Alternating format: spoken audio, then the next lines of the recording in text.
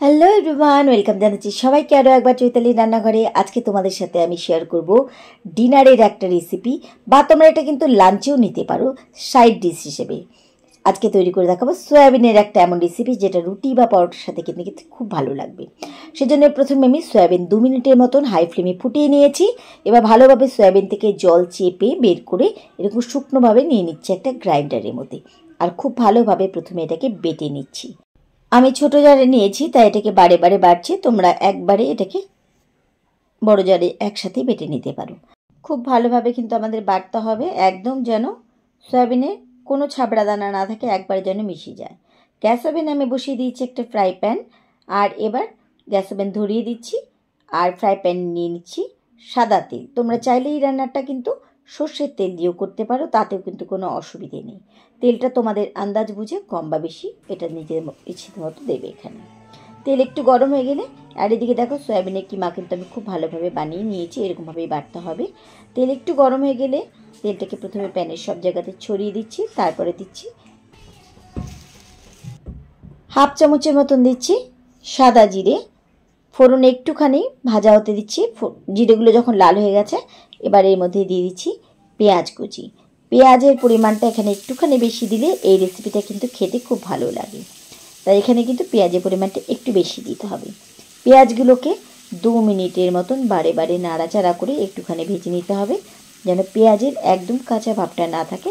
আবার খুব লাল করে ভাজার দরকার নেই, শুধু 2 মিনিটের মতন একটু হাই ফ্লেমে ভাজলেই পেঁয়াজগুলো কিন্তু এমনি লাল হয়ে যাবে। একটু পরে পরে একটু নেড়ে চেড়ে পেঁয়াজ আমি এখানে ভেজে নিচ্ছি। হাই ফ্লেমে যেহেতু ভাজছি, পেঁয়াজগুলো কিন্তু খুব তাড়াতাড়ি হালকা লাল হয়ে গেছে, এর থেকে বেশি আর পেঁয়াজ ভাজবো না। এবার এর মধ্যে দিয়ে দিচ্ছি 1 টেবিল চামচের মতন আদা আর রসুন বাটা। পেঁয়াজ আর আদা রসুন বাটা পরিমাণটা যদি একটু বেশি থাকে তাহলে কিন্তু এটা খেতে দারুণ লাগে। এবার ফ্লেম মিডিয়াম করে দিয়ে আদা রসুন বাটার সাথে ভালোভাবে আমাদের এই পেঁয়াজ মেশাতে হবে। যতক্ষণে কাঁচা ভাব না চলে যাচ্ছে আমাদের কিন্তু ততক্ষণে কষাতে হবে। তো এখন প্রথমেই শুধু আদা রসুন বাটার সাথে একটুখানি কষিয়ে নিচ্ছি। ফ্লেম কিন্তু এখন একদম লো করে দিতে হবে, চাইলে তোমরা একটু করে জল দিয়ে দিয়ে ভালোভাবে কষিয়ে নিতে পারো। তো 1 থেকে 1.5 মিনিটের মতন আমি লো ফ্লেমে ভালোভাবে পেঁয়াজ আদা রসুন একসাথে কষিয়ে নিয়েছি। এবার এর মধ্যে দিয়ে দিচ্ছি টমেটো।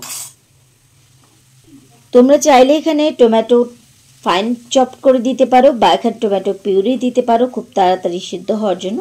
তবে এটুকু কিন্তু কষানোর এক পর্যায়ে এটাও গলে যাবে। খুব ভালোভাবে সব কিছু একসাথে কষিয়ে নিচ্ছি। টমেটো ভালোভাবে গলানোর জন্য দিয়ে দিলাম স্বাদ মতন নুন, আর দিচ্ছি হলুদ গুঁড়ো। নুন আর হলুদ গুঁড়োর সাথে আরও একটুখানি সব কিছুকে একসাথে কষিয়ে নিচ্ছি।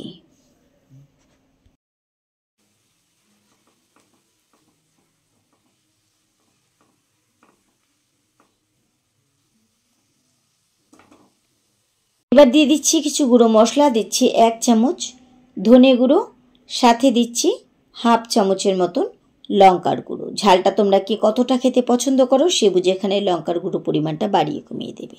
স্পাইসের ব্যালেন্স ঠিক করার জন্য দিয়ে দিলাম সামান্য পরিমাণে চিনি, আর যেহেতু কষানোর এক পর্যায়ে শুকনো হয়ে গেছিলো তাই সামান্য পরিমাণে দিয়ে দিচ্ছি জল। এবার খুব ভালোভাবে একদম মিডিয়াম টু লো এর মাঝে স্টিম রেখে খুব ভালোভাবে আমাদের কষাতে হবে, যেন কোনোটারই কাঁচা ফ্লেভার না আসে। তো এখানে কিন্তু কষানোর কাজটা আমাদের খুব ভালোভাবে করতে হবে। যতক্ষণে জল টেনে না আসছে ততক্ষণে কিন্তু এটাকে ভালোভাবে কষিয়ে নিচ্ছি।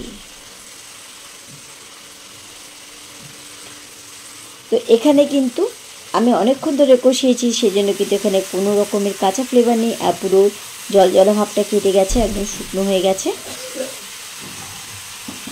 এবার এর মধ্যে দিয়ে দিচ্ছি আগে থেকে সেদ্ধ করা বেটে রাখা সয়াবিন। এটা খেতে কিন্তু দারুণ লাগে, তোমরা কিন্তু বাড়িতে অবশ্যই একদিন এই রেসিপিটাকে ট্রাই করে দেখো। ডিনারে যদি রুটি বা পরোটার সাথে কি খাবে ভাবছো তাহলে কিন্তু চটজলদি এই রেসিপিটা বাড়িতে বানিয়ে নিতে পারো, যেটা কিন্তু প্রত্যেকেরই খুব ভালো লাগবে খেতে। একদম মনে হবে যে তুমি চিকেনে কিমা খাচ্ছ। আর যদি বাচ্চারা না খায় তাহলে বলবো একটু স্পাইসি করে করবে, এটাতে কাঁচা লঙ্কা কুচিও দিতে পারো। আর যদি বাচ্চারা খায় তাহলে তোমরা ঝালটা তোমার বাচ্চা কতটা পছন্দ করে সে বুঝে এখানে ঝালের পরিমাণটা দিতে পারো। খুব ভালোভাবে কিন্তু আমি এখানে সব কিছু একসাথেই মিশিয়ে নিয়েছি। এবার এর মধ্যে দিয়ে দিচ্ছি জল, যেন ভালোভাবে মশলার সাথে আমাদের সয়াবিন একটু গা মাখা হতে পারে। এর মধ্যে কিন্তু খুব একটা জল দেওয়ারও দরকার নেই। চাইলে তোমরা এটাকে একটুখানি পাতলা হিসেবে খেতে পারো, তাহলে জলের পরিমাণটা আর একটুখানি বেশি দেবে। তবে আমি একটু খুব ঘন করব, সেজন্য আমি এখানে জলের পরিমাণটা খুব একটা বেশি দিলাম না। এই পর্যায়ে চাইলে তোমরা নামিয়ে নিতে পারো। আর রুটি বা পরোটার সাথে খেয়ে কিন্তু আমাদের এটুকু গ্রেভি লাগবে। এটা কিন্তু ঠান্ডা হয়ে যাবার পরে আরেকটু টেনে আসবে। এবার দিয়ে দিচ্ছি গরম মশলার গুঁড়ো। ভালোভাবে গরম মশলার গুঁড়োর সাথে একটুখানি মিশিয়ে নিচ্ছি। এবার কিন্তু আমি নামিয়ে নেব, কারণ আমাদের সয়াবিনের কিমা কারি কিন্তু একদম রেডি। ছড়িয়ে দিচ্ছি কিছু ফ্রেশ ধনেপাতা। ধনেপাতার সাথে মিশিয়ে নিচ্ছি। ব্যাস তৈরি হয়ে গেল আমাদের খুবই সিম্পল, একদম কম খরচের অসাধারণ ডিনারের একটা রেসিপি, যেটা তুমি লাঞ্চে সাইড ডিশ হিসেবেও নিতে পারো। তো আশা করি আমার আজকের এই রেসিপি তোমাদের ভালো লেগেছে। রেসিপি ভালো লাগলে কিন্তু বরাবরের মতো লাইক শেয়ার করতে ভুলো না, আর অবশ্যই কিন্তু কমেন্ট করে তোমাদের মূল্যবান মতামত দিতে ভুলো না। এই ছিল আমার আজকের সহজ রেসিপি। আশা করি তোমরাও কিন্তু বাড়িতে একদিন ট্রাই করবে। তাহলে আজকের মতো সবাইকে ধন্যবাদ জানিয়ে এখানেই বিদায় নিচ্ছি। ফিরে আসবো আবার অন্য কোনো রেসিপির সাথে অন্য কোনো দিন। সেই পর্যন্ত সবাই খুব ভালো থেকো, সুস্থ থেকো।